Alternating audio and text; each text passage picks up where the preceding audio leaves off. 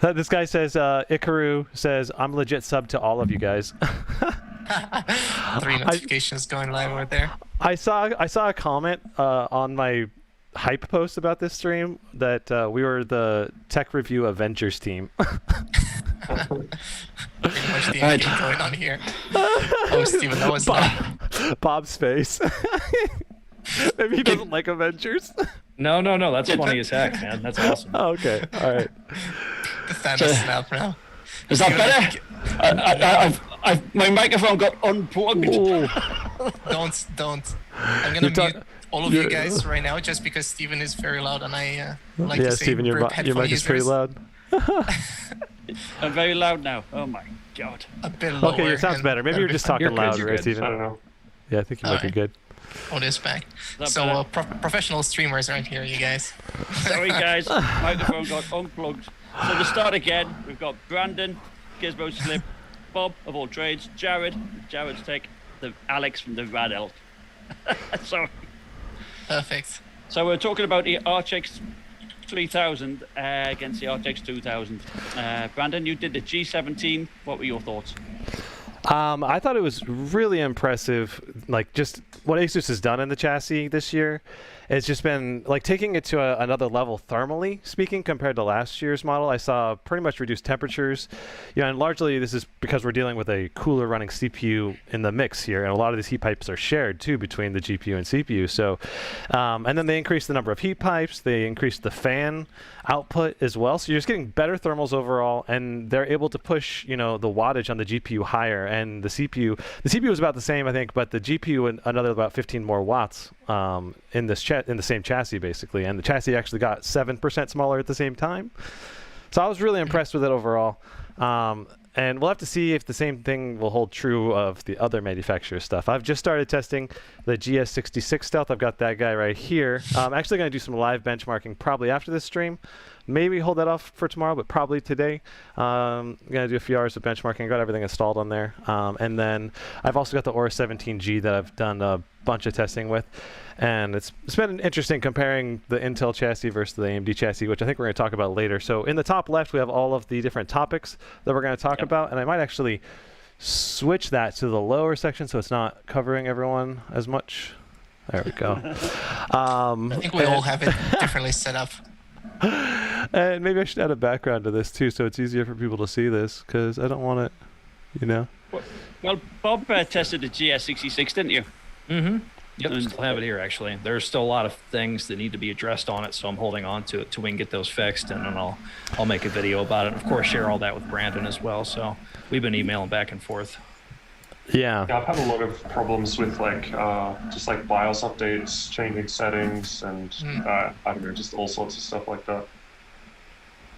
Have you guys had anything similar, or it's just good to go out of the box? With the GS66? Or just I guess 3000 in general. Like every laptop I've had has been Tongfang or Clever, and there's just been constant changes that, just either slightly improve things or, I guess it's kind of like the case of 2 steps forward, 1 step backwards every update.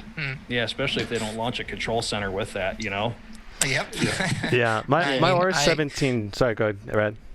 Yeah, so I didn't get any laptops just yet, but I might be getting something either this month or in March. And I did hear about all the BIOS issues so far. So I've read about that as well, talked about it without even having a laptop, and it's really sad to hear about it. But once I've seen your live streams, Brandon, for you, everything seems to be fine, at least on the Asus laptops which you've tested. And I don't remember, I think it was also Gigabyte laptop which you tested. That seemed to be working quite fine. So maybe it was just with the review samples, because I know with XMG that has been a thing, and they said that on Reddit as well. So with the Aura 17G, the issue I ran into was if you go into the NVIDIA control panel, it says it's rated to run at 105 watts, but when you actually put it under load, I never saw it maintain 105 watts. It only peaked to 90. So I guess the question is, does dynamic boost work properly right now? Is it meant to go to 105, or is it intended to stay at 90? And I'm not sure, because that's a pretty big jump in TDP from 90 to 105. So you tested it with the reduced CPU wattage of around 20? I only I tested that with a solo GPU only load, so that gave Okay. So this CPU work should be fine very then. low wattage. Yeah, should be pretty low. So the figure in the system information there, is that with the dynamic boost power, is it, or is that the base? I believe the base is 90, and then Yeah, it goes pretty up sure. to 105 at least. But Yeah.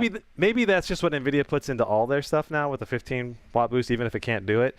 But my thought was maybe Oris messed up the BIOS or firmware, and they were just gonna update it to give it a boost to 105, or maybe there's certain.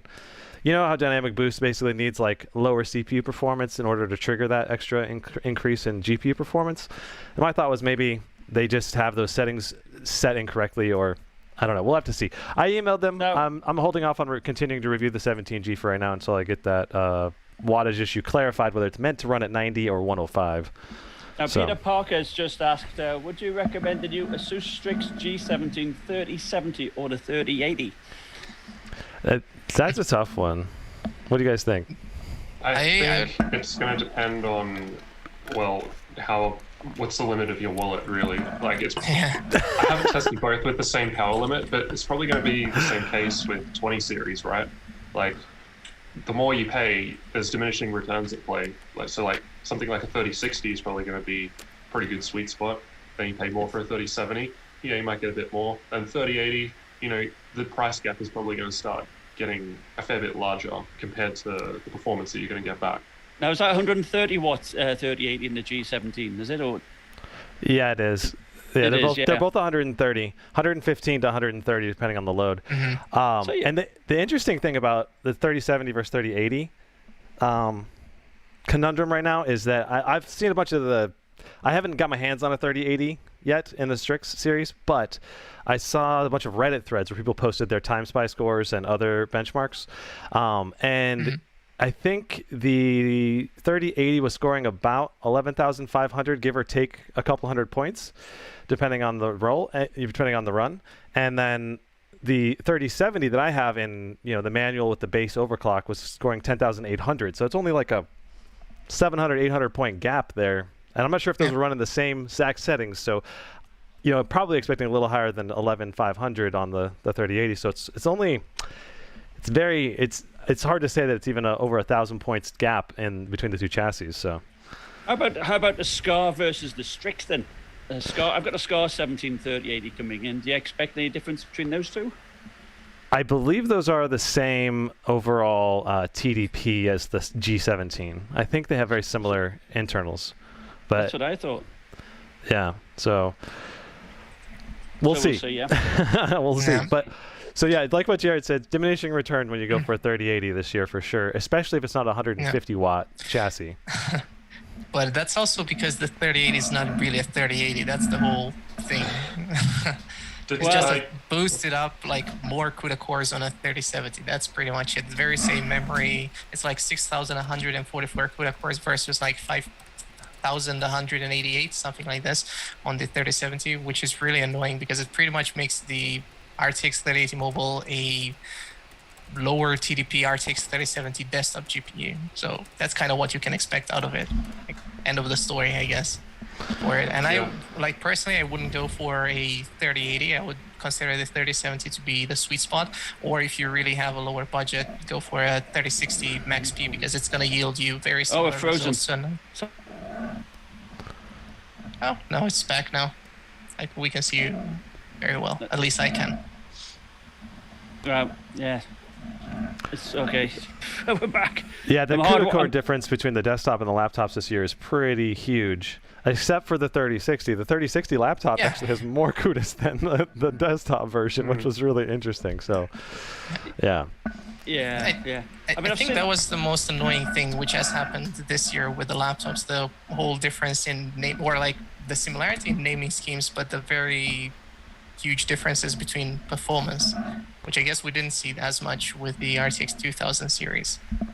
Well, I mean, I've seen a review of the Alienware 17R4 that had a 150 watt 3080. And my 2070 Super in games like Far Cry New Dawn and Shadow of the Tomb Raider were neck and neck. So, of course, it was playing at 1080p. It probably had Optimus to configure with. So that leads us into some of the other discussion topics. And I know you tested this, Brandon. the effects of Optimus. Is it worse on these AMD laptops than it is on the Intel ones? I think it's more about whether it's optimized. The game's optimized for Intel versus Ryzen than how Optimus affects Ryzen and Intel. But I think one of the main reasons Asus decided to go for routing through the integrated GPU was because they wanted to utilize FreeSync to increase, adaptive sync, basically, which is basically like the poor man's G-Sync. It works really, really well, but it's like helps keep the price down and provides that feature for consumers at a reasonable price. And I believe that's why they decided not to include the Mux switch. Plus, I was talking to the Asus marketing people, and they said that basically a lot of people weren't really utilizing the Mux switch very much, so they removed it from their chassis this year for all their laptops, as far as I'm aware. That's what I asked if they had any laptops that had a Mux switch this year, and they said none. No. So that's a shame, isn't it? Yeah. I think I know I use it. Yeah, but that's a problem with most people, unless it's like in your face, just like they put the antivirus software or like whatever crap they put on their laptops. People are not gonna find out about it. And it's the same thing with the TGPs or TDP, whatever you want to call it, on the GPUs right now. They just decided to put it in the control panel, if I'm correct. Right now, you really need to go through a couple of settings at least. But I guess the good thing out of it is that like the whole outcry pretty much led to NVIDIA no longer recommending that brands show the TGP, but much rather they're much obliged right now to show the TGPs. I think that's huge. That is huge, isn't it? That they're finally going to show it. Bob, what do you think about all that? Yeah, I think it's great that they're showing it. I mean, I sent an email to Gigabyte and they got ignored. So, finally, I think NVIDIA's forcing them. I mean, we know ingredients on a tin of soup, don't we? So we should know what is in a laptop. Yeah, I think dual channel versus single channel should also be disclosed up front all the time. Yeah, because that can definitely impair performance too. What has been your experience? Because I've seen on Asus laptops, it's pretty much 8 or 16 already soldered, and then you can upgrade to more. So is that the case that most laptops have single channel? I haven't really looked much into that myself. But these Asus ones, like the Zephyrus and the Strix was okay. That had 2 DIMMs, didn't it? Yeah, the Strix had 2. I think I believe I didn't actually open it up and double check, but I'm pretty confident it did. I can quick check in the settings. It's generally the Zephyrus ones that only have the single slot, because apparently it's just so thin that that's all they can fit. At least that's what they told me. Too thin. Bullshit. Yeah, you can only upgrade one slot. Bob is the person. I think Bob is the perfect person to talk about this, because if people don't know Bob, like he does a lot of repasting, disassembling laptops and covering all that. So I think you could talk more about that, Bob. No, that's right. If you guys get me going, I won't stop talking. I'm curious. That single channel stuff is soldered memory. All that's not good.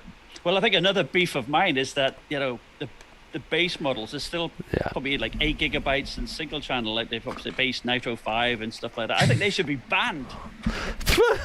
So that type of thing is exactly what happens when NVIDIA specifies like the minimum price limits. Like if you remember before 30 series came out, and there was like that table, and it had like a 3060 laptop, and it was like from $999. Like that's always going to be the bottom of the barrel thing with like a garbage 60 hertz panel, single channel memory, 256 gig drive.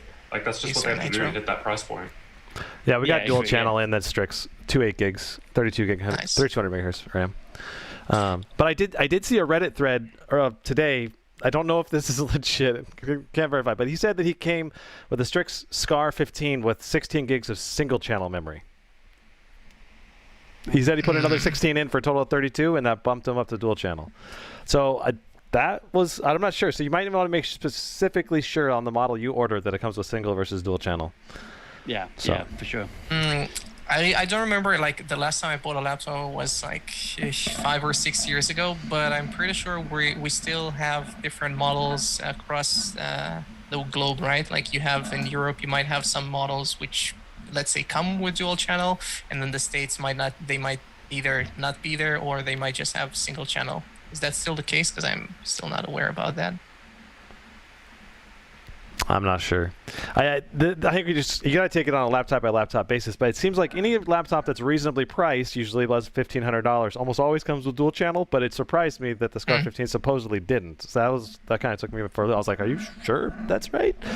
But he showed a bunch of benchmarks before and after putting single channel to dual channel. It was like a big bump in performance for Time Spy. Like Cyberpunk had like 20 or 30 FPS more.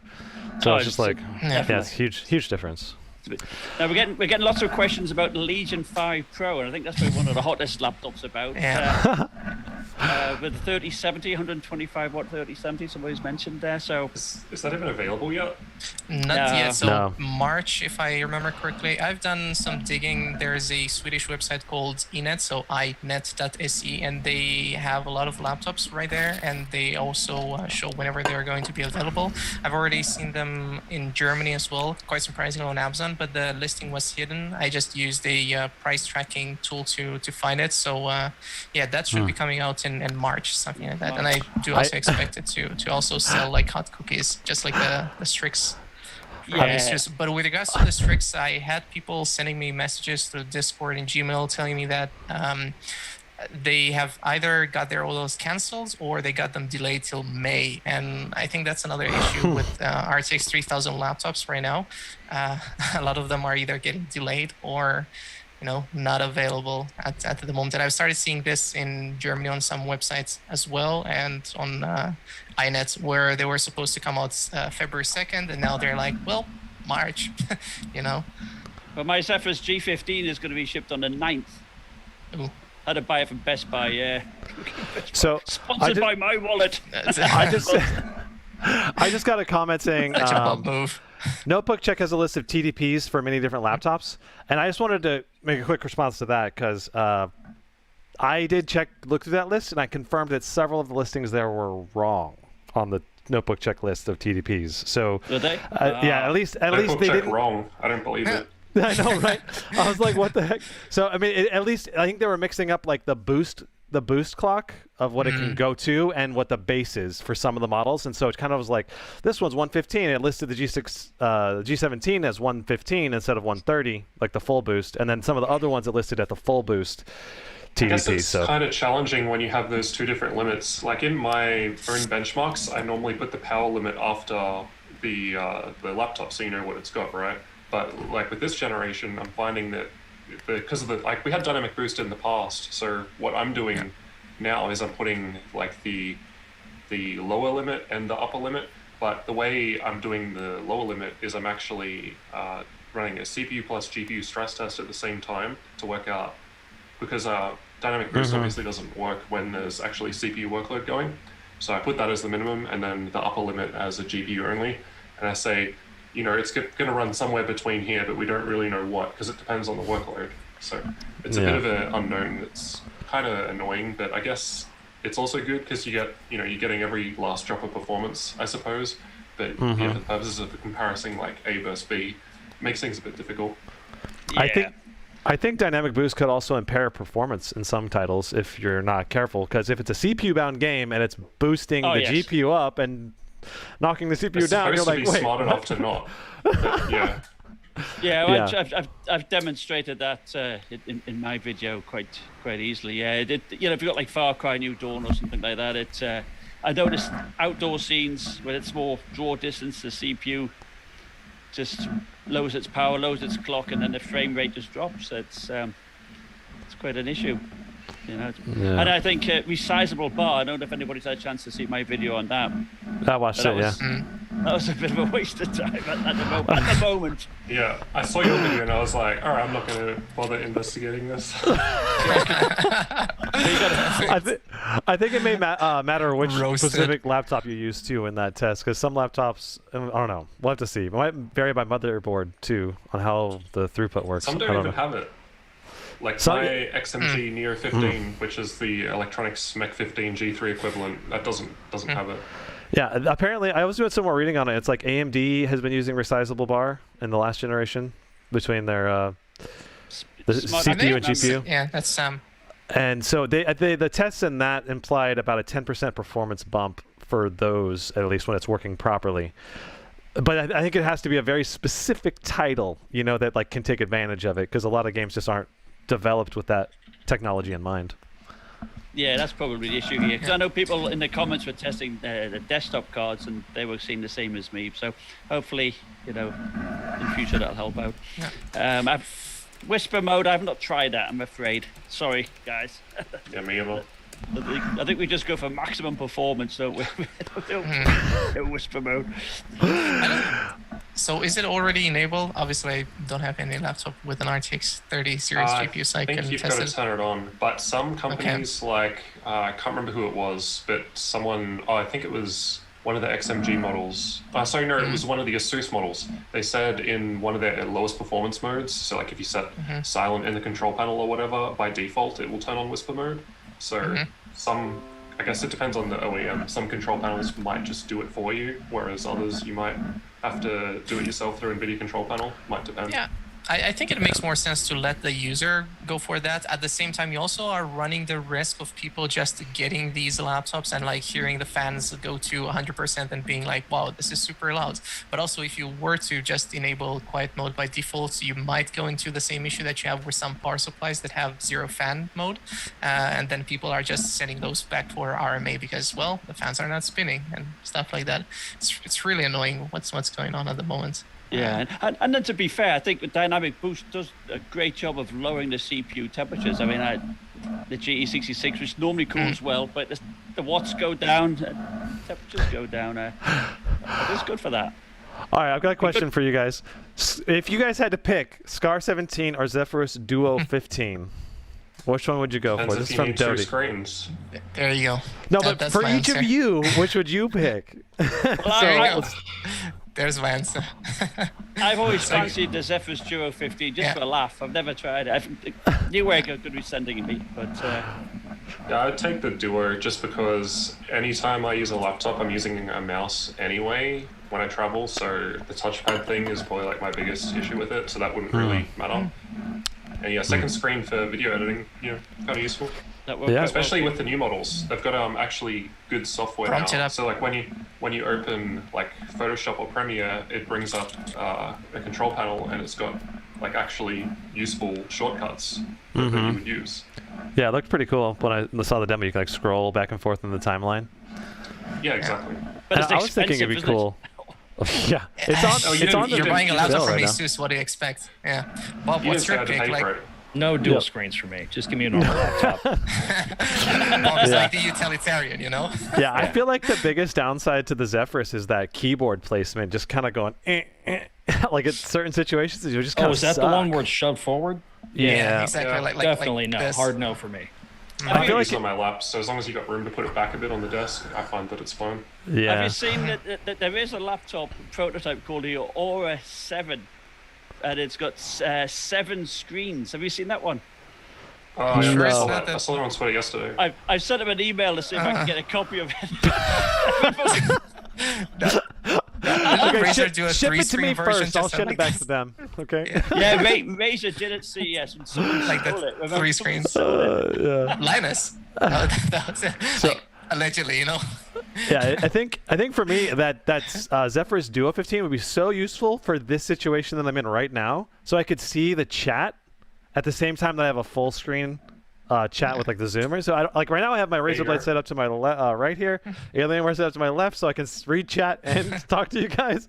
But if I had dual screens, I wouldn't have to have 2 laptops at once. That'd be really cool.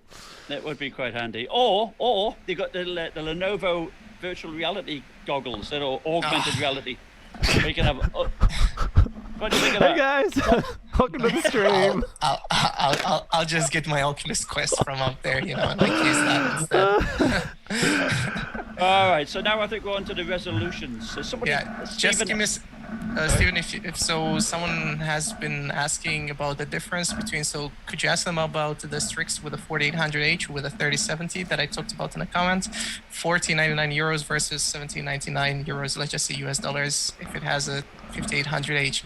Well, because this was a whole $300 discussion. more for the CPU change. Yeah, but also Everything else you is the have same? technically, yeah. But what I'm thinking, like the way I kind of thought about this, is the whole 8 PCIe 3 lanes. But that's also on the 5000 series, right? As far as I remember. And I don't know how much of a difference it's going to make if it has an RTX 3070, like he said. I only thought it would be paired with a 3060. Like at least this was the information I've received. So I don't know how much it's going to impact performance Well, on I the understand 4000 series. The L3 cache is different. It's double on the That is. 5000 series, and I think it has access to it all at the same time. Because remember, the 4800H capped out at the 2060, and I remember testing the RP17 2060, which was 110 watts against a 90 watt Helios 300, and it got beat.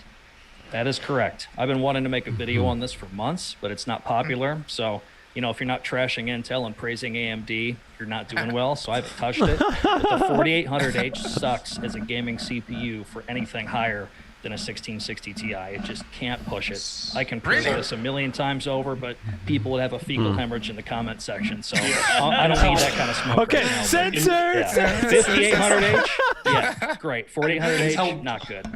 Intel definitely had a lead over the 4800H in terms of gaming. For the 5800H, it's obviously better, but I haven't seen I don't know about you guys, but I don't know if I've seen any like direct comparison with same GPU on Ryzen 5000 versus Intel yet. And yet people are like Dave 2D, for instance, in one of his recent videos, is saying Ryzen 5000 is the best for gaming, but Exactly. I think it's just an assumption. I personally haven't seen the benchmarks of you guys. No, not yet. No. Yeah, my take It's on just it is hard if to you're get the right laptop. Yeah, I don't want to trash Dave today, but he's like, let's say, more of a generalist. Let's put it mildly. Well, I mean, I think ideally you want to test it in the same chassis, don't you? So Yeah. I think Which is a challenge. It is, and MSI are redoing theirs. So when they, get their 5000 series GE66, I'll test it for sure. Unfortunately, I think I'm testing it Cinebench does next not week. equal frame rate. You know, it just doesn't. Exactly. It also doesn't equal faster editing. My 6-core Intel beats the crap out of the 4800H in my software. Is it better for editing? Maybe it is, maybe it isn't, but it's very software dependent. Yeah, Yeah. Intel That's quick just a video fact. sync can affect your Quick enhancing. syncs, it's amazing. Yeah, so it just depends on your software a lot. And I think for games, it can really depend on the game, right? Like in the test that I've done, it's like some of the Intel chips really crush it in games like Valorant and CSGO, especially if they don't take advantage of Optimus. That's the thing. Like, there's just a lot of the new Ryzen laptops in the Asus line. That's our primary laptop manufacturer that are putting out, new Ryzen 5000, and they basically went Optimus in every laptop. So you're looking at, it's so hard to compare because not only do you have to have the same chassis, you also have to make sure that they have the same Optimus setup or the same direct connect in order to see the true performance. But I think for sure the 5900HX processor and the Strix G17, like this thing is beating the i9 in the CSGO benchmark by like a good chunk. And that is of course with a different GPU though, right? So, but in terms, that's a very CPU bound game. So I think that's one of the strongest indicators that the Ryzen 5000 series can perform extremely well in games as long as you're not being bottlenecked by Optimus. So so ideally we want to see muck switches or true advanced Optimus where we're getting direct connect to the NVIDIA GPU to get that full performance. Whatever happened to Advanced Optimus? That was on like 2 laptops, and then I've never had one. I've never had one with it. Oh, it's awesome. So I think the reason that never got popular enough is because consumers were never educated enough to create a demand to pay, say, $100 or $200 more to get Advanced Optimus in their laptop. Laptops that offered Advanced Optimus, they'd be like, they wouldn't understand that they could get more performance in esports titles because of Advanced Optimus, and so they would be like, why would I pick this? I think one of the laptops that had it was let's see, I know Electronics had a laptop that had it. Max 15, I've still got it. I'll review it. Max 15. Yeah. So, but I mean, basically, like, how many people are going to go out of their way to get it? Only the really educated consumers. So. Well, to segue back into the MUX and then your discussion with Asus, I mean, we got to get big channels to talk about this because I've seen, not to throw any shade towards any, like you look at Hardware Canucks, they put out beautiful, beautiful content. But I've seen them review Legions 2019, 2020 with the MUX switch and then even talk about it. And it was pretty nice. It actually got a reply from one of them when I commented on it. And they were like, well, most people really don't use it, so we didn't feel the need to talk about it. Okay, that's fine, but like, you're a 1 million subscribed to channel, man. Talk about this so people can get educated and we can get proper products. I'm not trying to throw shade at them. Yeah. They're fantastic, but I can name 10 channels that do this with 1 million+ subscribers. Right. Well, It sucks for us little guys, you know. all of the magazines too, all the online reviewers, they don't even know that Optimus affects performance. It seems like at least a lot of them Right. don't. And so Yeah, there's like 2 years ago, they thought single channel was just as good as dual as well. Some even still do. So Very true. Yay. Very true. Well, I think also Nvidia. I mean, if you looked at their live stream thing, they didn't really talk about Advanced Optimus that much. It was more dynamic boost, whisper mode, and all this, wasn't it? well, you guys know the reason for that, right? It's because these, NVIDIA is pushing for thinner and lighter laptops. That's one of the main reasons why gaming laptops have become so popular, is because Yeah. you can buy a little 4.5-pound thing that can play your games at max settings and do really, really well.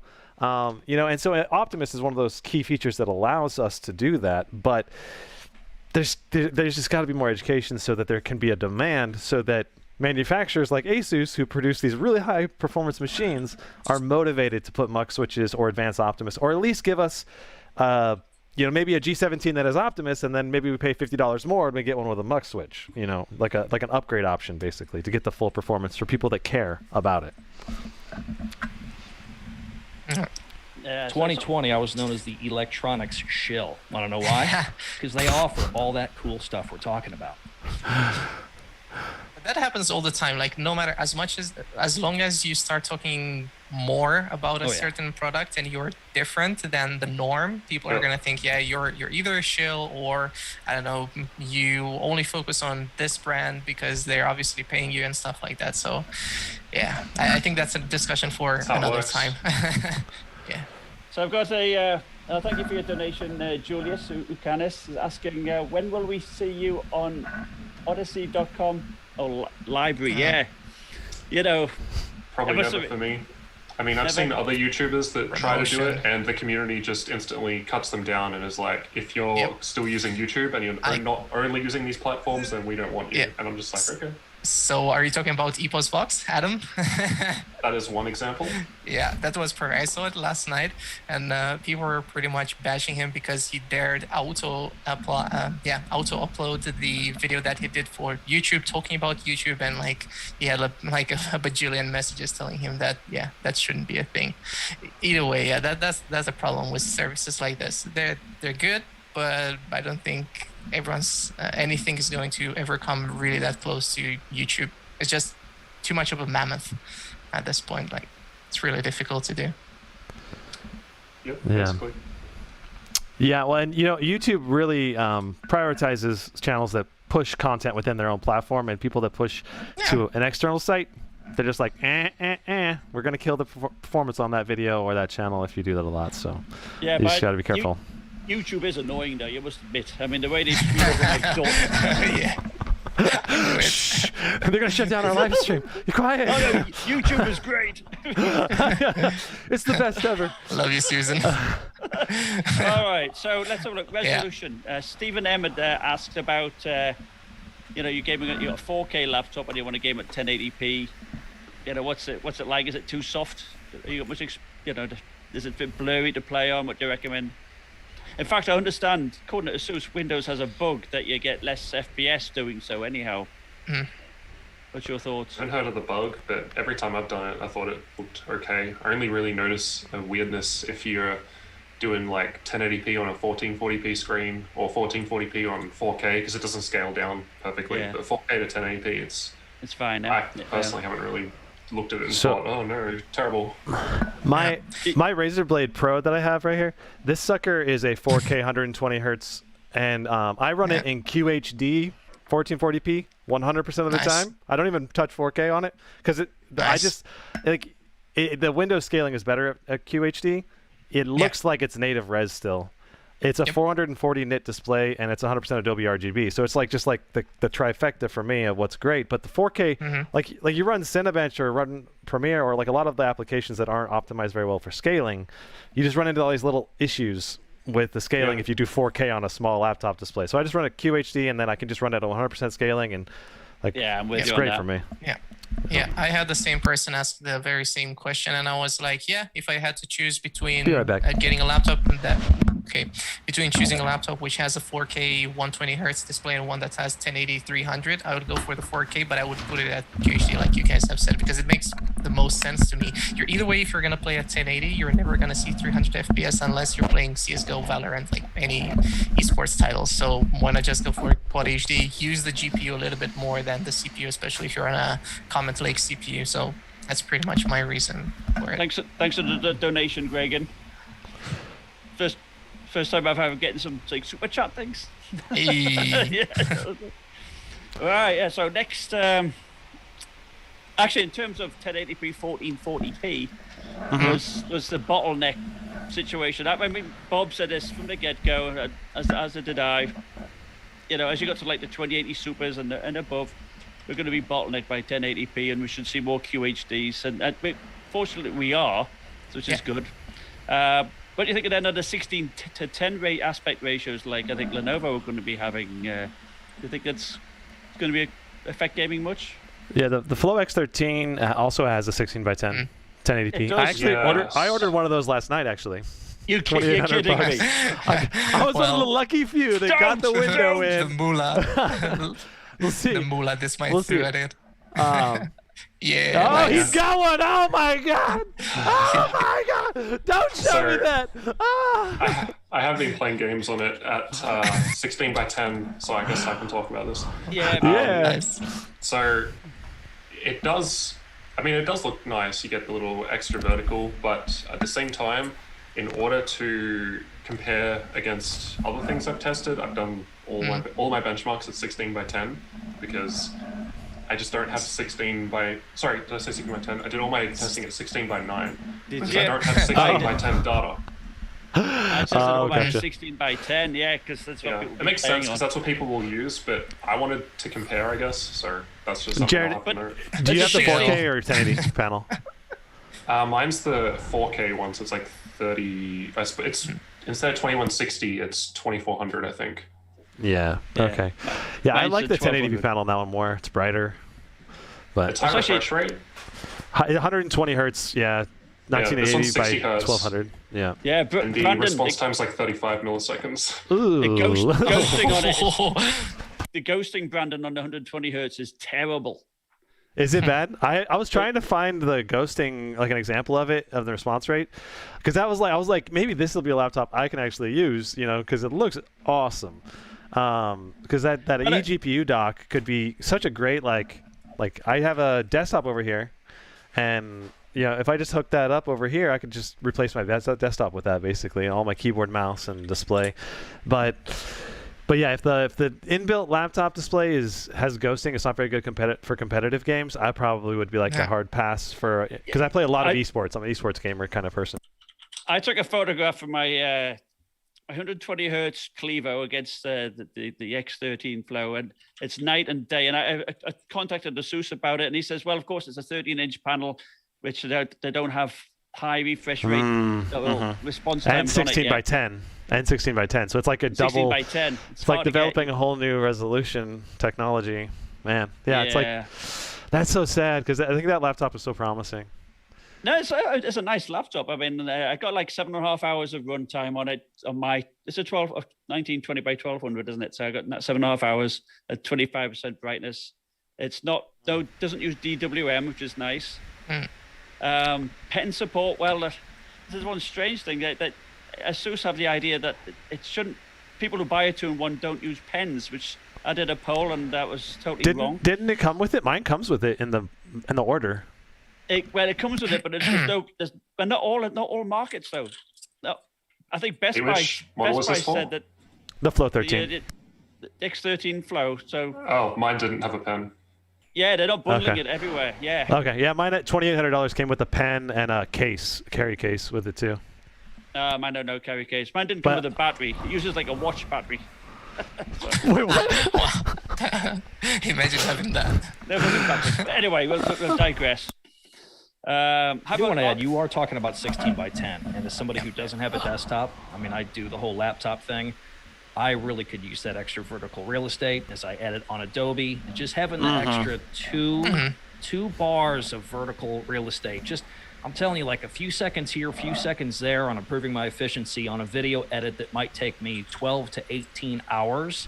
Maybe that'll save me an hour, hour and a half. Man, time is time for me. That's a big deal. So I would love that aspect ratio and absolutely prefer it. If Dell made a good XPS, I would have snagged one of those. Yeah, I wish. I hope we get more 16 by 10 resolution laptops, but Yeah, that there was seem to be like quick when I response was panels. when I was covering news regarding the leaks and everything, rumors, whatnot, before the launch of these laptops. Like everyone in the comments was like, "Do you think they're gonna do 16 by 10 monitors? 16 by 10 screens." And I was like, "Yeah, hopefully, I guess." And then like all of these laptops started popping out, and now people seem to be really happy about that. But I don't know how it's going to work out for gaming. So one question I have for you guys: if you're buying a 15-inch or a 17-inch, would you pick 1080p, like 300 hertz, or 360, let's say? Like, let's just talk maximum possible specs right now. 360, Full HD, QHD 165, 4K 120. Which display would you guys pick, assuming they're all the same nits, brightness, and color gamut? 4K 120. Quad HD. Yeah, Quad HD for me. 4K doesn't 1080p. make. 1080p. I thought you need that Absolutely, screen real estate, Bob. Yep, because Yeah. the pixel density is just as good as like a 4K 55-inch television. And based on how far you sit away from it, I'm not going to be able to notice it that much at my age with my eyes, even though they're still decent. But still, the pixel density, man, just rules the roost for me. So I think I need 15-inch, 4K for a really dumb 1080p, reason. 17-inch, I can start to see pixels a little bit if I'm this close to it. But since I'm not, it's not really that bad. But I also have two 4K OLEDs here. You know what I mean? So it's not like I'm only a 1080p user. I have used this stuff. You know, I bought Steven's 13-inch Alienware Quad HD OLED. That was a gorgeous display. That's beautiful. But I'm still 1080p for this resolution, especially when life gets back to normal and I'm back to portability and I'm carrying my Arrow with me everywhere. I need that battery life as well. And just overall, that suits me. But by no means am I trying to just cram that down your neck for that's what you need to buy because that's what Bob likes. But that's just where I'm at on that. Brandon, you asked personally, and I'm telling you. Yeah. No, that's good. I think for me, the big difference is like the clarity on the text. When you get to QHD, at a 17-inch display, it becomes really apparent when you go from 1080p to QHD. But I've noticed a lot of people with 15-inch displays will complain about that at 1080p, but then their operating system scaling is set to 125%. It will be blurry there. And I could tell you that depends on the application, but a lot of them, set it to 100% and tell me what you think. And they're like, oh my God, it's crisp. I'm not saying that's the solution, but it is a solution. Yeah. I had a friend do that. Like, she had it on 125, and I was like, yeah, everything was really blurry. And I was like, well, set it to 100, you're gonna see a difference. But Absolutely. for me, going with a Quad HD panel is just like, yeah, it could make sense. It's just like for whenever you're watching a movie or anything else. And at my age compared to Bob's age, like, I think I could see it. But at the same time, I'm a user of a 34-inch monitor, which is 2560 by 1080. So what am I talking about? I don't mind 1080p, you know, which is like 1080p ultra wide, and other people would be just like lower than mine. It's 93 or something. Like it's like very low, but I don't mind it. I also sit at like a very comfortable distance away from my monitor, and I don't have any issues with it. Freaking love it. Yeah. Are there any high refresh rate OLED panels in the works for laptops? 90 hertz I think so. OLED, 13-inch, I think. Only That's what I heard 15-inch, it was. because wasn't Lenovo doing anything? Yeah, I think with Lenovo OLED? had some 15-inch ones nice. at CES, but I can't recall the exact specs. I just remember seeing them and thinking, oh, cool, finally. Yeah, we need. Where are the 120 hertz? Like, we got these on the smartphones for a couple of years now, 120 hertz OLED. So it's like, now we need it on laptops. Come on. Yeah, but not for Quad HD as much. Like, now they're starting to trickle into Samsung phones and whatnot, because you were still limited at Full HD 120, as far as I'm aware. Yeah. The problem I have with OLED is the ones that use PWM. The way my measurement tools work for measuring response time, I can't test response time with PWM because the signal is just like, it just doesn't work out. That's interesting. So that sucks. There's probably a way of doing it, but the way I currently do it, I can't do it right now. That sucks. Now, before we move on to the next topic, I wanted to just mention that I have links in the description down below to each of these guys' channels. And so for any of you guys looking for more tech content to watch, feel free to go ahead and hop over to their channels and hit that subscribe button. I've been the same, by the way. But yeah, so feel free to hop over there and get them to subscribe and everything. Yeah, I have a thank you. full list of reviews, so if everyone wants to watch any kind of reviews, not only from Steven, Bob, Jared, and Brandon, like if you want to watch anything related to Ryzen 5000 and RTX 3000, you're going to find a list to that. And you should probably watch a lot of reviews before buying laptops, especially this generation, because it's really confusing.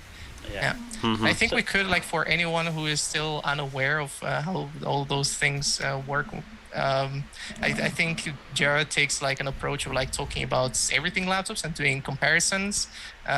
Bob just does like if you want to learn about disassembling laptops and going into the nitty-gritty details, he's the man to go to. Steven, he's approaching all kinds of different things and trying to be funny at the same time. And I would say that the same is with Brandon, but he's also doing Try. well, we had those discussions before. Yeah. And Brandon, he's the man with the live stream. So if you want to see raw benchmarks of the new laptops, there you go. You got to go there. For me, if you are somehow not or haven't seen my channel, I mostly cover news and leaks and rumors. That's what I mostly do. But I started talking about laptops quite a lot since, before CES and during CES. So that'll be pretty much an introduction to each of our guys' content. All right. So what do you guys think of RDNA 2? Are we ready to move on, Steven? What do you guys? Yes, What do you think, Steven? I'd say so. All right. I just say they took like 20 seconds to talk about it, so we're probably going to be talking about RDNA 2 more than AMD has done, because all of they've done during CS was like give themselves a pat on the back. Well, I'm really excited about it because, I mean, we saw how their smart access memory works on the desktop line. So, I mean, this would really, give NVIDIA a push to get it to work on their laptops. I expect it would work just as well here on the laptops with RDNA 2. Is that the same name they have for resizable bar, smart access memory? I thought that was the same name, same technology, I thought it was basically. the same thing. So if we're not seeing much difference at the moment with NVIDIA and Intel, then I wouldn't expect to see that much difference with an AMD solution. But it's on the desktop, it's supposed to work, isn't it? As you say, 10 to 15%. I think it depends on the title. Yes, if you are going for Ubisoft titles or very CPU-bound titles, but mostly Ubisoft, because you're going to see that with Valhalla, Dirt 5, all of those games, which they really love to shove into people's faces during their presentations for obvious reasons. You're going to see big differences even against like the 3080. You're going to see something like a 6800, the normal version, outperforming that in some cases. So yeah, it really depends. Like at which type of benchmarks you're looking, you really need to pay attention as a consumer whenever you're looking at those things. I'd like to just hear if you guys are willing to share. What do you guys think might happen? You're completely off the hook for if you're wrong. Do you think the highest performing RDNA 2 GPU will be more powerful or less powerful than the 3080? Let's say in the most powerful chassis, I think it's about 155 watts in the GE76. What do you think? Let's just go Steven, Jared, Bob, let's just go in order. I would say it's probably going to be less powerful than the 3080, I would say. Okay. What do you think, Bob? Less powerful. Okay. What do you think, Jared?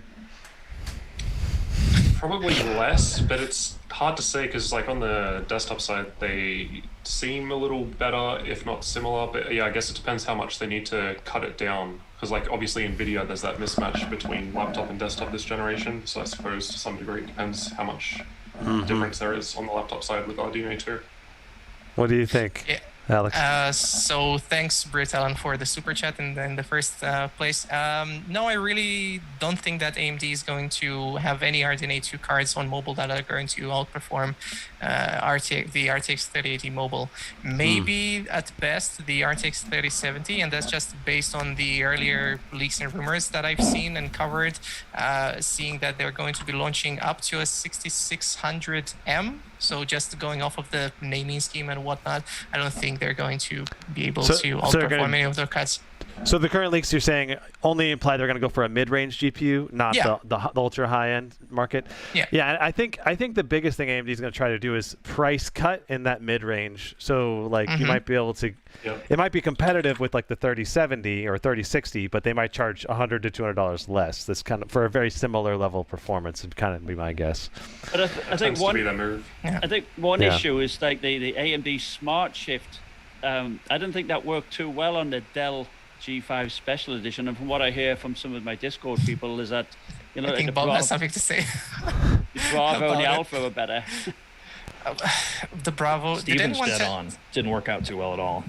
Yeah. What was did that anyone test the MSI Bravo? Well, I've got the Alpha. One. I do have the Alpha to test. I bought the Bravo like a full. Did you? Nice.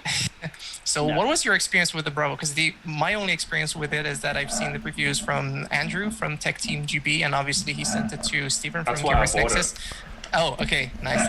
That whole thing was the only reason I bought it. I was like, All well, right. I need to check this out myself and see if it's actually that bad. Fair point. Fair point. So it's pretty bad. There's actually something that I don't know how to follow up with that I've only realized in the last few days that I didn't include in the review. So I guess I could just mention that briefly now. When you open the bottom of the laptop, the way that the bottom panel is connected, when you pull it off, the 3.5mm headphone jack kind of gets stuck around the plastic cutout. And when you pull off the bottom panel, it starts taking off some of the motherboard. And what happens is the Wi-Fi card is like right in that middle point, and it starts like the tension starts pulling the Wi-Fi card out of its slot as you pull the panel off. And by the time I had the panel off, I had to unscrew the Wi-Fi card and put it back in. So that's the Bravo 15. Wow. Yay, 2010. Cool. A big thank you to Jumpkin23. Thanks for the donation. So we should probably thank our donors, like if we can, I guess at the end, because otherwise, like I just got a donation, but I got 2 of them actually, but I don't want to like interrupt the stream, you know, so that way we can keep it going, you know, and keep the topics rolling. So sorry. No, you're good. No, this is the first time we're doing this, so we got to work out the kinks, right? It's the first time I've had the donations. Oh, nice. Well, that's always nice, right? That's gonna push more people to do it now. Yeah, I'm really curious. All right, I hope AMD surprises us with some higher performance laptop GPUs, trying to push the competition, but we'll see. We'll see. I think they definitely will at least have moderate performance this year. But I think the bigger thing maybe is that AMD might prioritize availability for their own GPUs with their own CPUs. I don't know. Just we'll see. That's a good point. Good point. So I never saw an Intel CPU plus AMD GPU laptop previously, apart from the the Alienware one that had the 5700M with like the Intel desktop. That was it. There's another layer to this, if you don't mind. I'd like to add with this AMD GPU inside of laptops. And while this is obviously coming from my mouth, I do have sources that clearly concurred with everything I'm about to say, who are those that are responsible for making some of these laptops. It's no surprise, and if it is to you now, then congratulations. It won't be after I say this. AMD GPU, the whole drivers, all of that stuff, it's just not quite as efficient and as consistently solid as NVIDIA. And because of that, if you were to build a desktop, it doesn't matter, right? If you're not happy with the AMD GPU, you take it back to the store and you put in something else. But when you make a laptop, it's an all-in-one solution. So the company is selling you a complete package ready to go. And it really sucks when you return that package. And what a lot of these companies are afraid of doing is sticking in something inside of these laptops that may dictate like a higher return rate. Okay. And that is what's keeping a lot of these companies from pumping the brakes on putting the 4800H in the system that you saw last year. Same with what will become, let's say, our DNA 2 with 6800 series or whatever inside of laptops. That same thing is going to happen. Dell will do it. They got deep pockets just like they did before. A few other companies don't expect to see it from like, you know, Clevo or Tongfang or many other ones out there, at least for a while. So they're going to wait it out because I think it'll depend a lot. Pretty reliable driver-wise.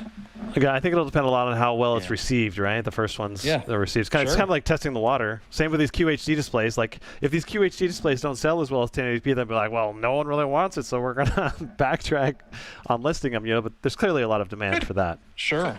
Could be a possibility, yeah. Yeah. In fact, Sorry, Bob. I was going to ask you, Alex, because one topic we've got here is your undervolting. In one of your last videos, you mentioned some new Ryzen method to undervolt things, eh?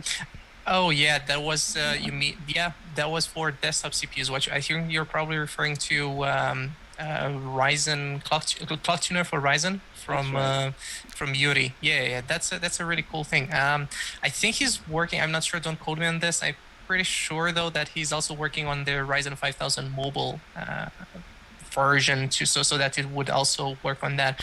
I don't think it also does undervolting. I can't remember exactly, but it's good for overclocking and also tweaking memory settings and whatnot. So definitely something that people should check out. So if you're gonna look up clock tuner for Ryzen, it's now 2.0. So that's from Yuri Billy. I don't remember exactly his full name. Is it supposed to be compatible with the 5900HX? Yes. No, because that's a mobile. So I'm so not sure. for mobile yet. Okay, yeah, because the Ryzen Master and Ryzen Controller, neither of those were compatible with the Strix that in my testing at least. That's the thing. Yeah. That's why I don't think they're compatible with mobile. But I did see him talking, I think like 2 months ago when he was still working on the tool, right? And he said that he really likes what AMD has done on mobile, and he might be working on this. So maybe we're gonna see a version of it on mobile as well. But back to a little bit to RDNA 2, I kind of thought of it in the sense that, because if you remember from CES, AMD focused on the 5000U series as well, and I think that's kind of when they also mentioned RDNA 2, and that's why I think they're going to pair them together, just because it's going to make for a really good thin and light portable laptop, all of that good stuff. So that's why I have this kind of thought that they would focus on entry and mid-range, but maybe we're gonna be, I don't know, surprised by it. We'll see.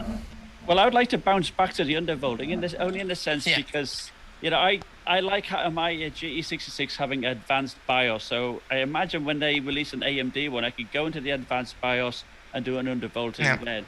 Now, don't you think that should be an option available to everybody? Yeah, I really like how Intel handles it. I have Intel Extreme Utility Tool, or like whatever they call it, and it's really nice because so you can basically go inside of the app, and if you know what settings to tweak, Jared, sorry, if you know which settings Everyone to wants tweak. to know how many circles you can do, Jared, in one push. Yeah. I'm just kidding. I've had that question come up in my chat more than once. We'll find out at some point.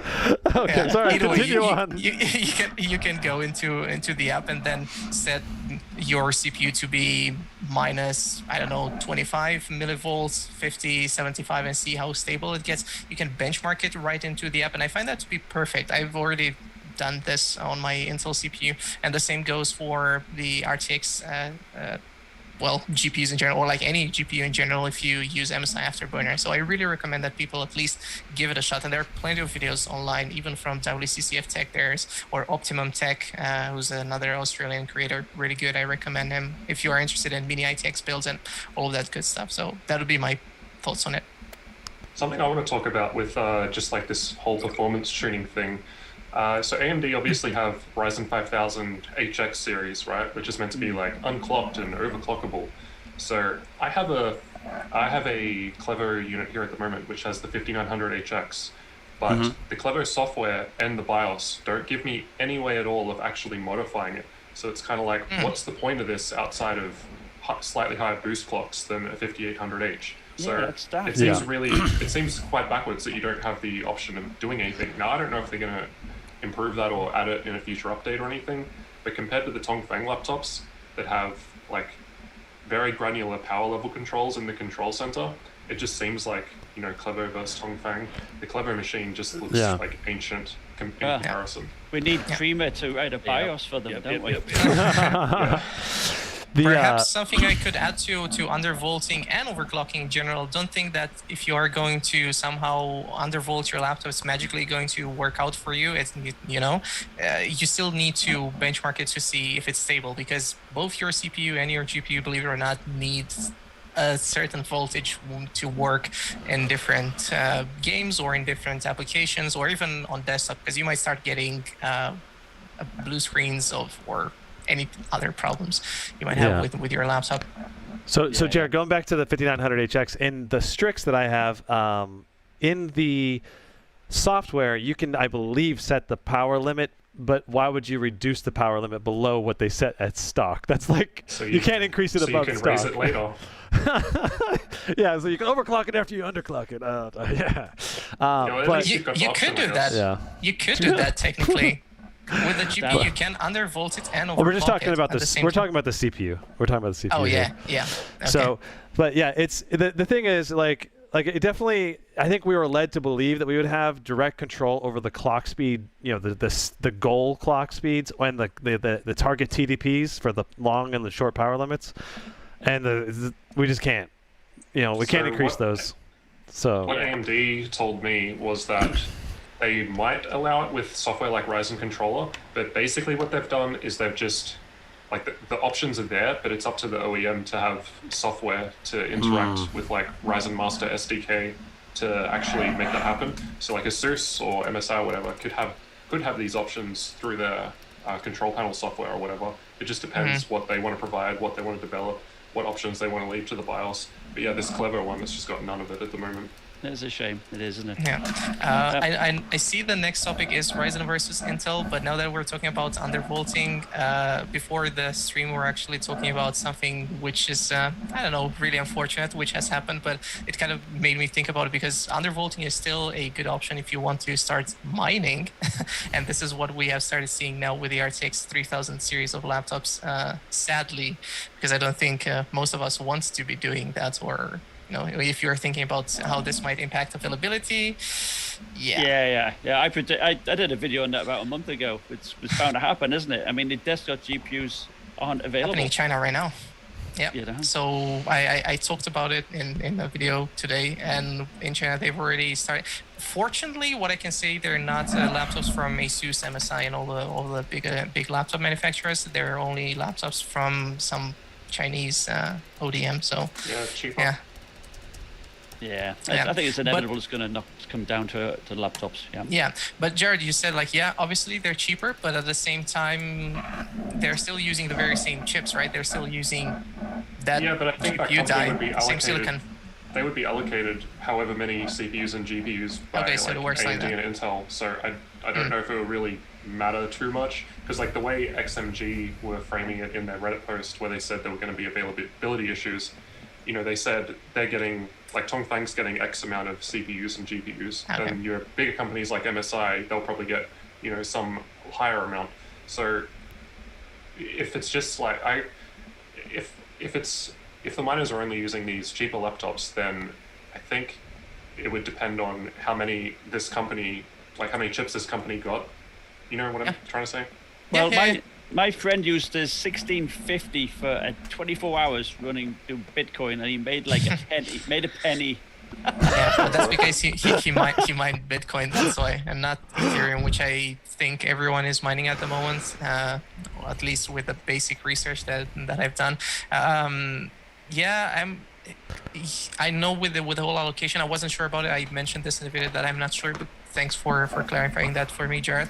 It's also because you have these smaller companies getting access to these CPUs and GPUs, but at the same time, if the price of these cryptocurrencies are going to go up, then I think it's going to start making sense buying some more expensive laptops as well. Depending on how the ROI I think the thing is, I don't think laptops will ever be the primary target for miners, just because the TDPs on the laptops are so much lower and so much less cost efficiency compared to buying a desktop parts to do the same thing. So, like, I think there may be a little bit of that where we have the desktop shortage, you know, but we'll see. We'll see, yeah. So I've got a comment here that I think is an interesting one. Yosef says he's rating the 3000 series GPUs in order, and I'm curious if you guys agree. Nice. Okay, let's see what you guys think. So the weakest to strongest, and then let me know if you guys agree or disagree. I'm going to go through these slowly so we can go through them. 3060 Max Q, weakest. Then 3070 Max Q, second weakest. 3060 Max P, third weakest. 3080 Max Q 4th, 3070 Max P 5th, 3080 Max P. Is that in general what you guys are seeing as a rough Well, outline? there's no max Q, so that's In all general. Yeah, no. All right, Yeah. but just in terms of TDP ranges, you know, the rough TDP ranges. I think it's Yeah, going to be sounds- close. Sounds about probably right. Probably. Sounds about right, yeah. I in my mind, I think the only thing that might skew those things in different directions is in some games, right? Like if a 3060 Dynamic boost. Max Q or 3070 Max Q, maybe if you're playing Cyberpunk, you know, where you're using DLSS and RTX, that's where like a 3080 might have a more advantage, even if it's a Max Q GPU. I don't know. That's where I want to do more testing before I say definitively this is the correct no, the order internet. or not. So I'm So Bob's curious. smiling during this. Are we back? Yeah. So- Yeah, I think. I apologize. I'm using the new satellite in the space for the internet because it's $4,000. Did Yeah, Elon that's Musk great. put that? Did Elon Elon Musk put that on your Sponsored. house directly? It did, yeah. It sucks. And secretly Sucks. his friend was secretly mining Dogecoin because Elon Musk told him to, and that's why he made 1 penny because it's so low. So there you go. Anyway, yeah, but I Chill. think you're right there. Let's touch on liquid metal because all the Asus have got them on the ROG laptops now, and you've tested the X13 here, and that runs pretty well. It even went on manual mode, crank it all the way up. It's not too bad, is it? So that's a small chassis, so I think it's a good move. What do you think, Brandon, on your... I think we're getting great temperatures, you know, out of this, and it's. I think the last generation I tested also had liquid metal, I believe, from 2020, but it was an Intel-based chassis, right? So, and so you got to keep that in mind that we're looking at liquid metal last year and this year, but it just depends on which model you're buying. And this is the first time I believe we've seen it with an AMD CPU on a laptop. So. Overall, I'm glad we're moving this way. I'm just curious what you guys think about liquid metal. How long do you think it'll be last, you know, before you see temperature degradation? Because I know a lot of So desktops. I want to hear Bob talk about this yeah, because I think he same. has the most experience, and it's a question I get all the time. And as Yeah. someone that doesn't really have that much experience, I don't know what the answer is. So these companies like Asus applying liquid metal at the factory. Like, what's that going to look like in terms of maintenance, like a year or two from now? Oh God, I got to be very careful how I answer this because I know how to do it right and I know how everyone's doing it. No, just do it your way. And the companies that do it right, I haven't signed anything that says I can't talk about it, but I'm also not a prick. You know what I mean? Like I don't want to break that friendship. So there is a process that you have to do to make it last longer than your laptop. And it's not just sanding or putting liquid metal on the die and the copper plate and sandwiching them together. You're close, you're getting there. You have to do those things.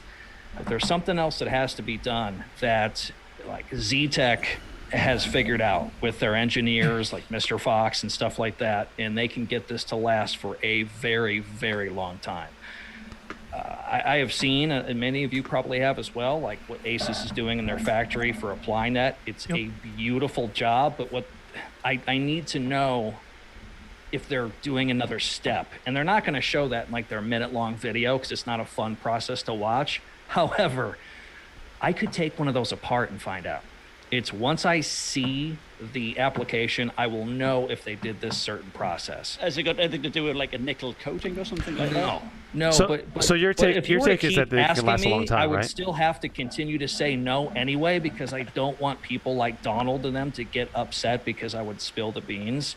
Yeah, But there I know. is a process that has to be done. And here's the thing: eventually, you could buy one of their machines, take it apart, throw the pictures on Reddit, and then somebody's going to get on there and be like, it looks like they did this, and then the cat's out of the bag, right? It's only a matter of time. I just don't want to be that guy. You know what I mean? So like, so how long do you think the Asus application, say in the Strix G17, will last? Like before it really needs to be repasted, where you're noticing maybe a 5-degree difference in temps on average? if it's done right, never. If it's done how a lot of people would do it, maybe 3 years, which is still not bad. and it can't depend on some ambient temperature and temperature fluctuations as well. But yeah, I saw someone comment on I think a live stream saying that you can just send it into ASUS to get it repasted. And I'm not sure if that's actually accurate or not. Like send it into their service center and they can repaste it after a few years if you want that. So Cool. if you didn't want to handle the liquid metal repasting, if you're not familiar with it. I kind of, now that we're talking about this, I'm literally gonna write this down. I'm gonna pick up one of their laptops, and I'm gonna find out. I'm gonna let you know if the thumbs up. Let's just do it right now. Okay, I got my tools right there. Let's open this sucker up. I don't want people to get really upset with me. Like, I like that these individuals trust me with this kind of information. Heck yeah. So it's also why I don't feature first. liquid metal content on my channel anymore. It's 2 reasons why. 1 is that, and 2 is I got equal parts hate and love for it. Because they're like, it's not realistic. I'm not going to do that. I'm like, you know what? You're probably right. You're probably not going to do that. So why should I keep featuring it on the channel? So, yeah. Yeah. I always ask HAD Evolution to send G-Lid Extreme laptops now rather than liquid metals. Yeah. That's, we've talked about that for years. Exactly. Yeah. I think you, Bob, should worry less about what people necessarily want to see. I mean, obviously that pays the bills, but at the same time, I would be a person who would like watch everything that you would post. I see you know this from last week when I told you pretty much like Jay's 2 cents, so I would watch that. No, I appreciate that. Yeah. But I'm also over time trying to slim the videos down, try to appease the masses. You know what I mean? It's otherwise I'm going to be just stuck in the mud here forever on the channel. I know what you mean. Right, I think we've covered everything. Should we just go through some of the questions that people have been asking? Heck yeah. We've had loads of questions. Yeah. I've gotten lots of questions. Keep going. You want to do one, Steven, and then I'll do one. Yeah, I'll wait for your guys' questions. Mine are like pretty high up, so I'm not gonna check everything. I think. Yeah. Jumping King's asking, what are your expectations for the new Lenovo Legion series compared to what ASUS have released this year?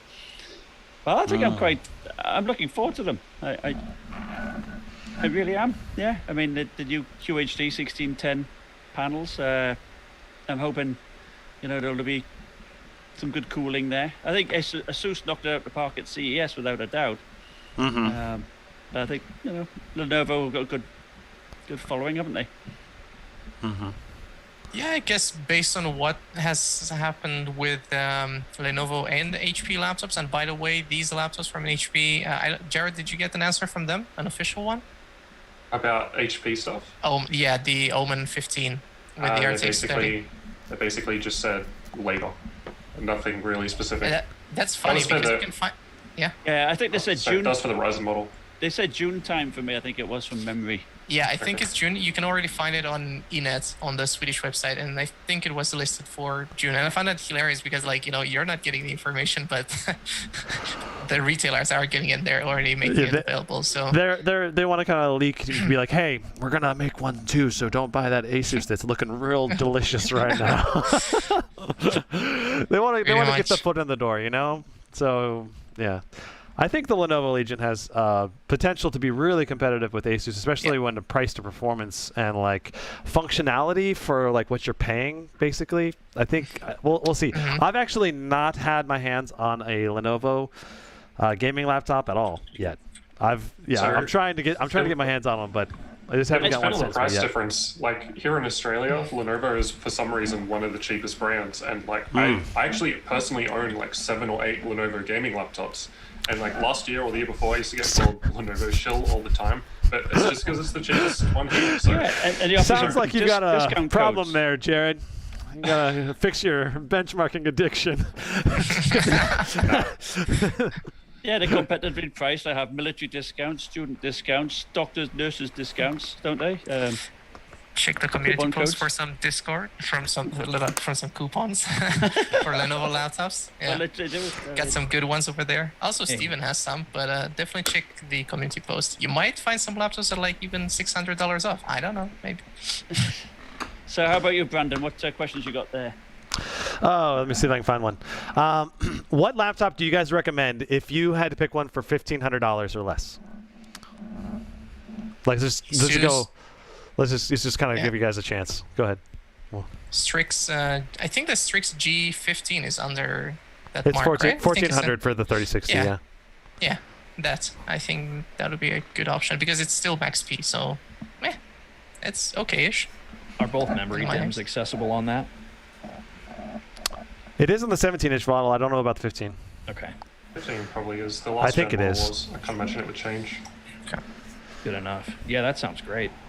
Yeah, Yes. I concur with you there. I mean, I've got the G15 coming in, but it's a 3070 Max Q, and that's like 1800, so it's a little bit pricey. But I think for me, I do like the Scar 17. I think that's the one, of course, that's the one I'm getting is about $1,800, but I think it might have a cheaper model. I like that one. Yeah. Yeah, I think the other one that's really competitive, and this is only this is like a giant question mark. So I haven't got it in hand, but you got the Asus Tough Dash. I think it's $1449, so it's $50 more than the G15, and that has the 3070 Max Q, right? So that's one of those question marks. Like, is the 3060 Max P going to really outperform the 3070 Max Q? And then also, do you need CPU performance? Because the Strix G17 or G15 has that. I just don't see the Ryzen. point of that 4-core CPU, not in 2021. I mean, it's like, what's the point? I'd rather have a 5900 HS. Yeah, well, I think the other thing is that the Tough Dash 15 is like really thin and really light. I think it like weighs 4.1 or 4.2 pounds or something. So it's kind of like the Zephyrus G14 from last year. So if you just need a pure gamer, something that has extreme battery life, very portable, you're going to sacrifice a lot of performance, obviously, in the CPU side for your multi-rendering if you need to like edit videos and stuff like that. So I wouldn't recommend it for anyone that's in that camp. But I feel like that one might be a great pure gamer-only type of a purchase because you get the 3070 for only $50 more. But All right. Multi-core performance of that 11375H. Hopefully I said that right. Like as good as a 9750H though, or at least close to that. I mean, that's not. Heck, that's been my daily CPU for years.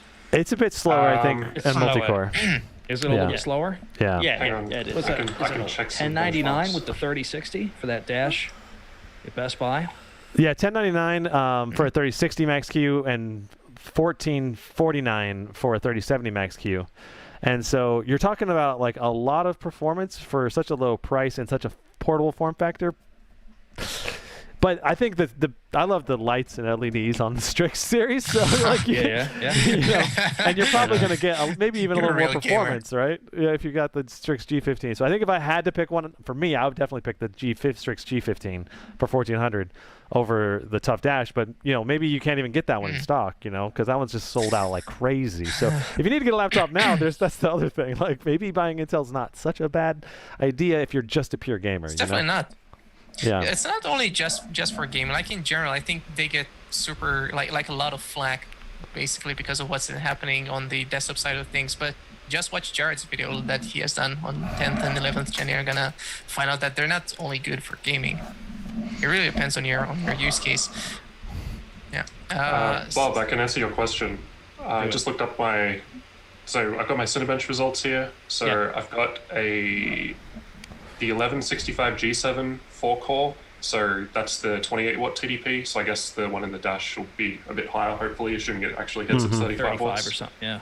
Well, So the one in the Dash, I multi-core- think, can push to 70 watts, I think, consistent, or 60 watts it constant. can actually go higher in CPU workloads. Yeah. I forgot about that, so that's a good Yeah. point. Yeah. So the best result I have for the 4-core in Cinebench R23 is just under 6,000 in multi-core, and I've got like 6-core CPUs ranging from 5,500 to 6,000. So for 4 cores, it can kind of do similar to like 6 cores from a generation or two ago. Gotcha. Yeah, I think for a pure gamer perspective, like if you use an external GPU with that Intel Tough Dash, I think that's where you you remove that Optimus bottleneck. I don't know if there's any display outs on that has a direct connect, but if you're like a CS:GO esports player, you might be able to get quite a bit more performance if that Optimus is really bottlenecking the CPU performance in CPU-bound games. So that's where I haven't seen a review yet of the Tough Dash F15 where they test Optimus, bypassed to see the full Did Hardware performance. Canucks not you know? mention it at all? I actually emailed them about it, and they did not. They couldn't figure out why the performance was dropped. So I emailed them, and they said they're going to retest it and release a new video. I did not check if they released a new video. They may have already released their video. I don't think they have yet. They messaged me asking if I had that model because they said they had some performance issues, but I said I didn't have it, so I couldn't really comment. Yeah, I hit them up with an email because I was really curious about the performance of that one. So I was like trying to find good reviews, and I just couldn't find anyone that tested the Optimus bypass on it. So because that could be because I want to know the true performance of that Intel Tiger Lake to see what kind of gaming chops if we don't have Optimus in the way, you know. Yeah, it's a very good point. Yeah. There was still a very thorough review that they did. I think it was like 15-20 minutes that Eber hosted from Hardware Canucks. Yeah. I found that to be still pretty solid compared to the other ones that were live. I have a question, well, technically two questions. One was asking about the future M2 chip from Apple, so we're not on the gaming laptop side of things right now. And the second one would be from me, from when I was talking to Stephen, like, laptop mistakes, and I guess we're going to also the third question. The U series of processors, so I guess it's going to be a multi-layered, but we could start with the future M2 CPU from Apple, and I saw Bob being really excited about that, so I'll give you the word, Bob. Yeah, well, I could just tell you that I've tested the M1 and I thought it was a fantastic chip. I mean, it was really, really powerful, and I think the M2 it's going to blow everybody up. It's incredible for laptops. It really is. And that was my favorite piece of tech for 2020 was the M1, and it still is right now. Yeah, I mean, it left me with some bad taste in the mouth but those were all transitional issues. I don't really like Mac OS. And I was very clear on my long-winded discussion of that particular product. I think it's great. It just isn't for me. And again, that's more me than it is the chip itself. And I think, oh my gosh, yeah, I agree. They're miles ahead of what anybody else can put in mobily for many reasons, not just a couple, you know? Yeah. Mm-hmm. Yeah, I did. I actually filmed a review, did all my benchmarks on a MacBook Pro M1, and then I just haven't edited it together yet. Oh, cool. Yeah, me too. But, I haven't done it yet. Steven as well. Yeah. I got CES happened, and I was like, I don't have time to put it together now. I mean, I tested its gaming, and it actually did fairly well. It was better than the Iris Xe graphics in general.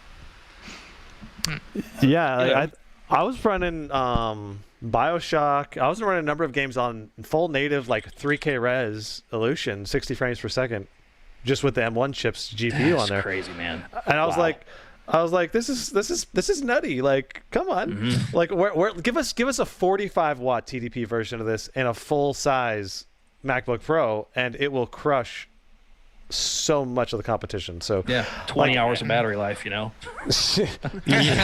Full power on its battery too. Well, full power, I could kill it in 3 hours when I was playing video games. On the M1? So, yeah, on the M1. So. Yeah.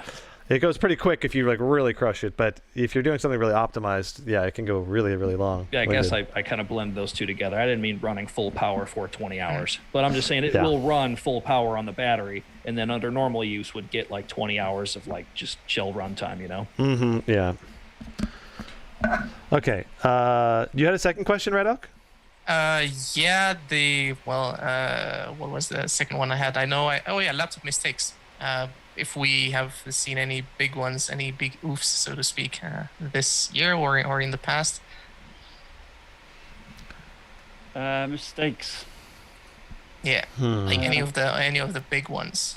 I think for me it would be the high temps on Intel CPUs, and also not being able to get like AMD CPUs with better GPUs last year.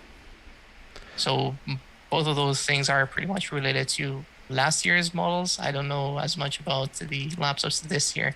Like, what would be the mistakes other than maybe 16:10 not being the desired resolution for gaming? But we're obviously clear that that's super good for productivity, and I wholeheartedly agree with that. I'd love to have a 16:10 model. Yeah, sorry.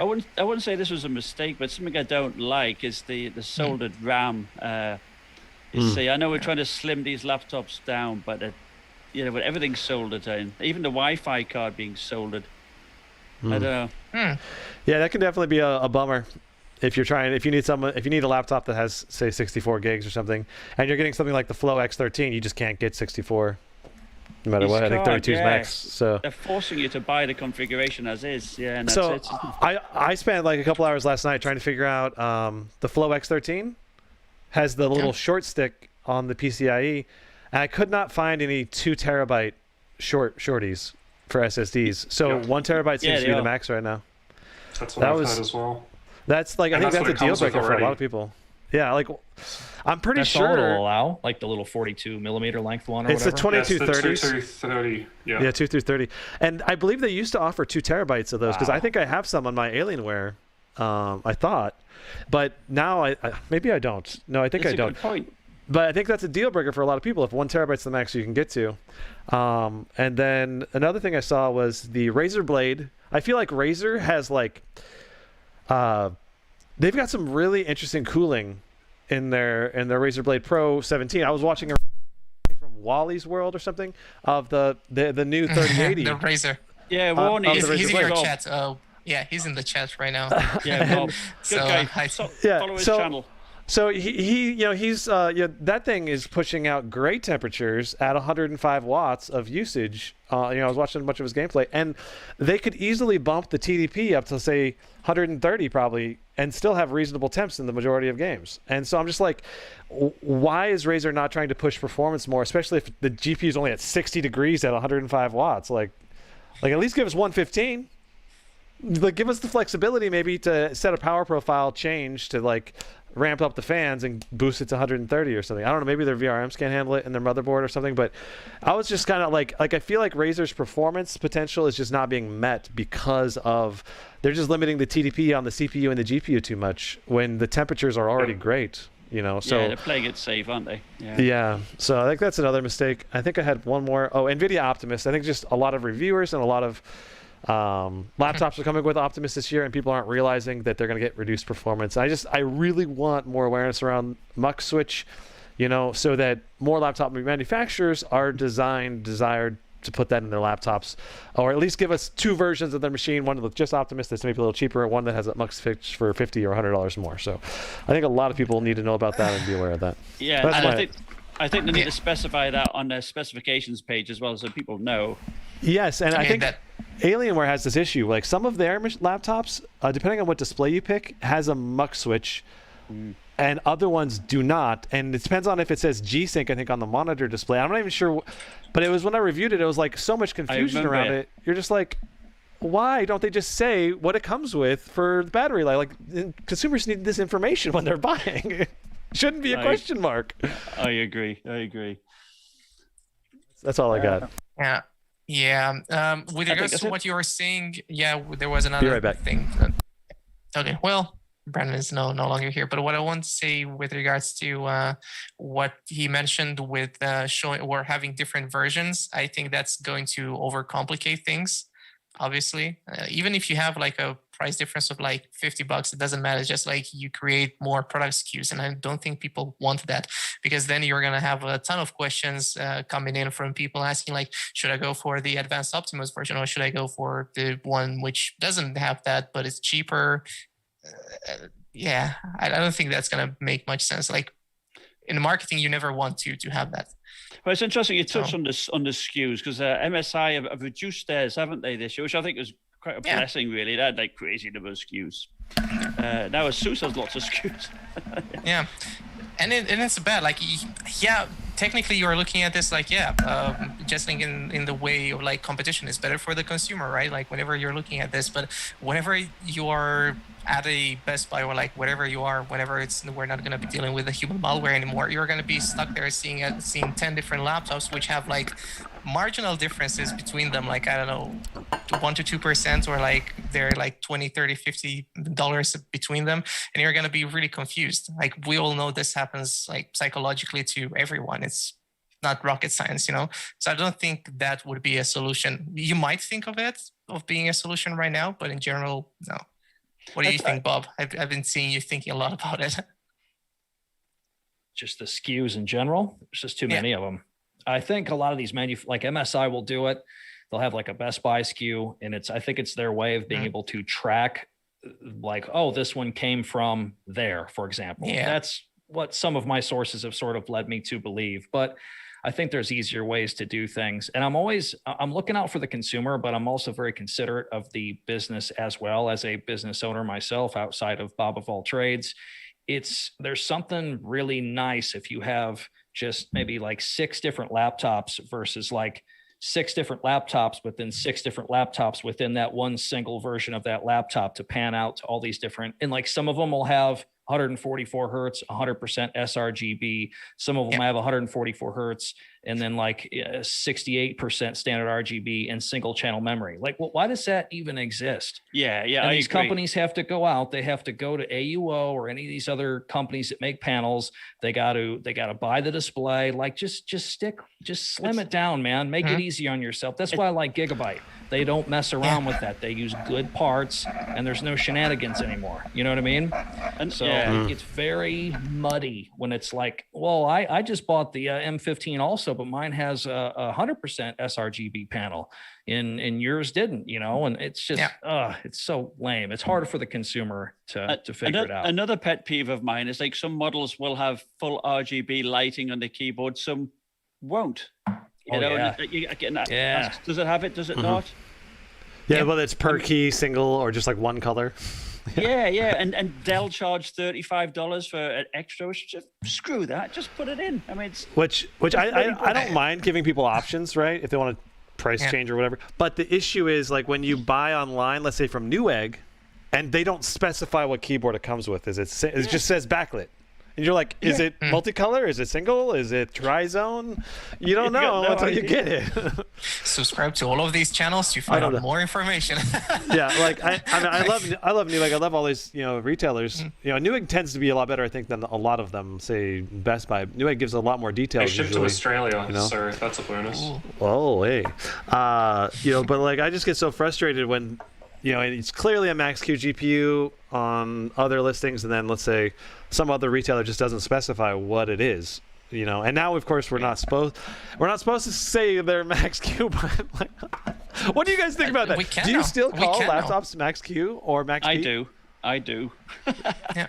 XMG Electronics, they still do. I think ASUS even does it right now, but just because, like I said, NVIDIA just decided to now no longer call it like a recommendation, but rather a requirement to specify the TGP. And I guess now they could also go back to Max-Q. But just to give the people an idea of what Max-Q is right now with the whole changes after CES, it's pretty much DLSS, dynamic boost, all of these features combined into one. So it's no longer lower TGP, and that's it.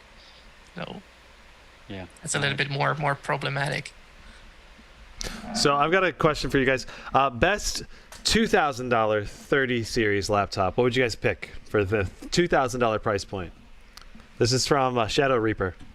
Well, for me, that's Scar 17, I think. Yeah. With what GPU is that? No. So the Strix. Your Strix 3070. Yeah, that's what I meant. That's like $1,800, isn't it? Yeah. Flashy LEDs. Mac 15 G3. Mac G15. Okay. I think it's 2,000 exactly for the 3060.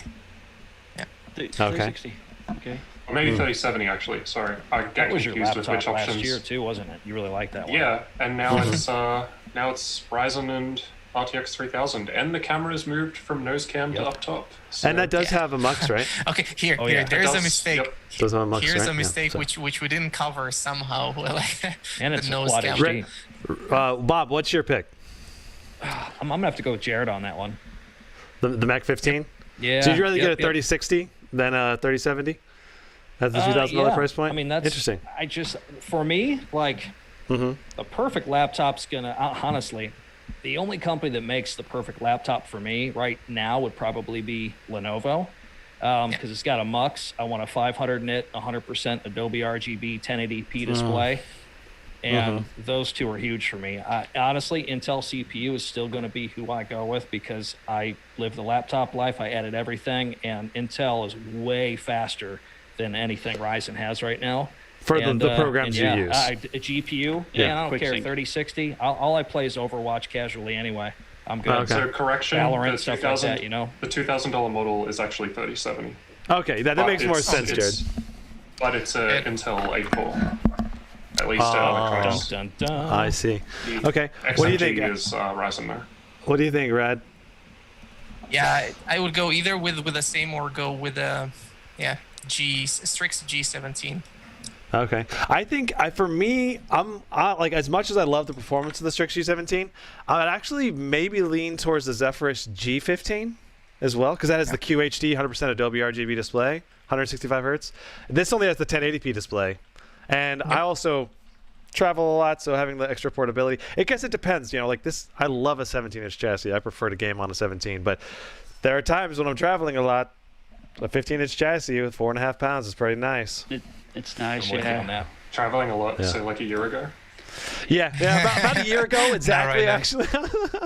So Brandon, are you getting the XG mobile as well? In like the one that I purchased, yeah, we'll see. Asus is contemplating sending me something, but they haven't confirmed sending me any review units yet. So I'm gonna keep my pre-order going until they decide to send me something. But we'll see. Like if the display has ghosting, I think that's a deal breaker for me in terms of gaming usage on the Flow X13. So I actually also ordered a Scar 15 with a 3080, so that might actually replace my laptop. We'll see. Great. Yeah. Well, I They're think not gonna delay it for you. Yeah. I bought it. Yeah, it might be a delay. We'll see. Do we still have time for a last question with the U series of processors and like ultra portable laptops, not only for gaming? So what are last your question. thoughts? Yep. What are your thoughts on that actually? Because I've been looking at them and thinking a lot of them how practical they could be, especially if you don't want to play AAA titles. Like right now with the Ryzen 5000 U series of processors, you might. You're still talking be about like able the to HS, like the 5900 HS. Is good, like the lower TDPs, or you're Yeah, talking about the U? No, just the U. because the 15 watt just parts. the U. Yeah, exactly. Because I with don't know the if we'll see HS, many of those with discrete graphics because we didn't last generation. There was like a couple. yeah, but that's the point that I'm trying to make. You could still get like very light gaming done on them right now with the performance. Like on the if I'm not iGPU, mistaken. you mean? Yeah. Oh, yeah. You can use the iGPU, like 720p AAA games, medium settings, some higher settings, depends on the game. 1080p on esports titles works okay. That's why I meant with like esports titles. Like maybe you could go for 1080p and like 60. You don't go because either way you're most probably not gonna have. Technically, you're going to have 90 hertz on Lenovo laptops. So yeah. I think, typically those are in like 13-inch laptops, and I like the way ASUS is going with the X13 Flow. That's a CPU scales very well. Yeah, I think if you're going to go thin and light, you got to go with the 5900 HS series instead of the U if you want to go for gaming. But I think so. Anyway, I think that's it. I'd like to thank everybody for jumping in and joining, and perhaps we can expand it. Seemingly in Zoom we can have like 49 people. Cool. So I'm going to continue my live stream. So if you guys want to, from Stevens, I'm going to do the GS66 live benchmarks coming up here. I got all those applications installed, so ready to go. Okay, great. Yeah. Yeah. How long are you going to be on, Brandon? Well, given how long this is gonna go, the last live benchmarking took 4 hours, so it's probably gonna take somewhere in that ballpark of Sweet. at least I'll join 2 your hours. chat here in a little bit, man. Yeah, and we can talk Wow. about the GS66, the one that you have versus this one, because this is the ZTech PC repasted version. So The phobia. yeah. Great. Yep. I might just watch that for another 10-15 minutes if you're gonna do it because it's like 1 a.m. here in Germany. But I might go for that. But yeah, let's go ahead and do like a little outro segment. So this will be good for our videos if we post any to our channel of the highlights of this. So thanks so much for watching, guys. This is Gizmo Slip Tech. We got Bob of All Trades over here, Steven from OwnOrDisown, Jared from JarrodsTech, and Alex from TheRadElk. So if you guys want to check them out, there's links in the description to their channels as well, and then more live stream coming up with the GS66. I'm going to end this live stream and start a new one. So there will be a new live stream notification. So it'll be like in 5 or 10 minutes. I'll start that up. So I'll grab a bite to eat and then do it. So All right, thanks again. Bye now. bye-bye, Thanks, guys. you guys. Have a good Bye. See you guys. Ciao. All right, bye-bye.